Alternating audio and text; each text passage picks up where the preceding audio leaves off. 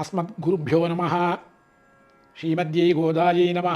நேற்றைய பாசுரத்திலே திருவாய்ப்பாடியிலே தனக்கு ஒரு உறவு முறை வேண்டும் என்பதாக சொல்லி மாமான் மகளே என்று ஒரு தோழியை எழுப்பினாள் ஆண்டாள். இன்றைய தினம் எம்பெருமானுடைய அந்த அனுபவத்தை தனித்தனியே அனுபவிக்க வேண்டியதான ஒரு ஸ்திரீயை எழுப்புகிறாள். நோற்று சுவர்க்கம் புகின்ற அம்மனாய் மாற்றமும் தாராரோ வாசல் திறவாதார் நாற்றத்துழாய் முடி நாராயணன் நம்மால் போற்ற பறை தரும் புண்ணியனால் பண்டொரு நாள் கூற்றத்தின் வாய் வீழ்ந்த கும்பகர்ணனும் தோற்றும் உனக்கே பெருந்துயில்தான் தந்தானோ ஆற்ற அனந்தலுடையாய் அருங்கலமே தேற்றமாய் வந்து திரவேலோரெம்பாவாய். கிருஷ்ணானுபவத்தை நீ மாத்திரம் தனியா அனுபவிக்கலாமா?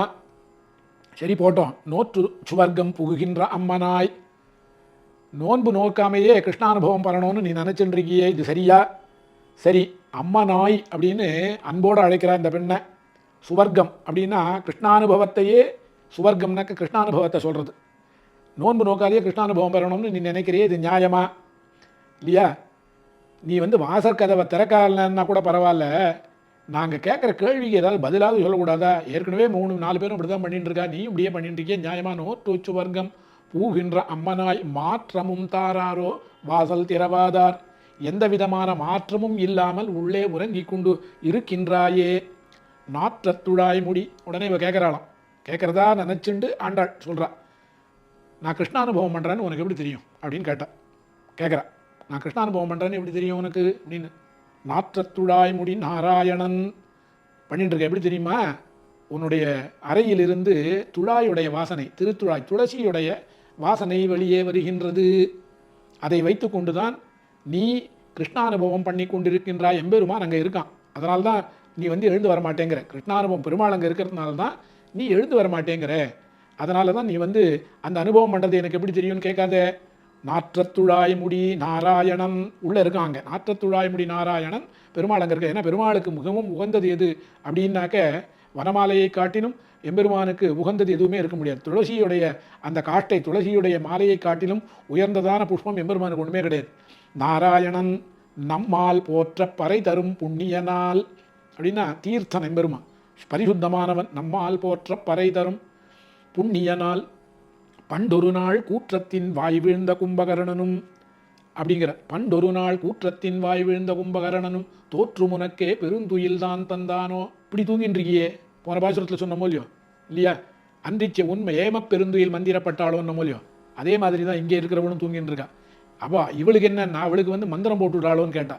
இங்கே என்னன்னாக்க, யாராவது ஒரு போர் நடக்கிறது அப்படின்னா அந்த போரில் தோற்றவர்கள் ஜெயித்தவர்களுக்கு தன்னிடத்துல எது இருக்கோ அதை கொடுத்துடணுமா. அந்த மாதிரி கும்பகர்ணன் உன்னிடத்துல தோற்று போயிட்டதுனால அவனிடத்துல இருக்கக்கூடியதான அந்த தூக்கம் என்கின்றதான விஷயத்தை உனக்கு கொடுத்துட்டானோ அப்படின்னு கேட்க. தோற்றும் உனக்கே பெருந்துயில்தான் தந்தானோ ஆற்ற அனந்தலுடையாய் அருங்கலமே. சத்பாத்திரம், அருங்கலமேன்னா சத்பாத்திரம்.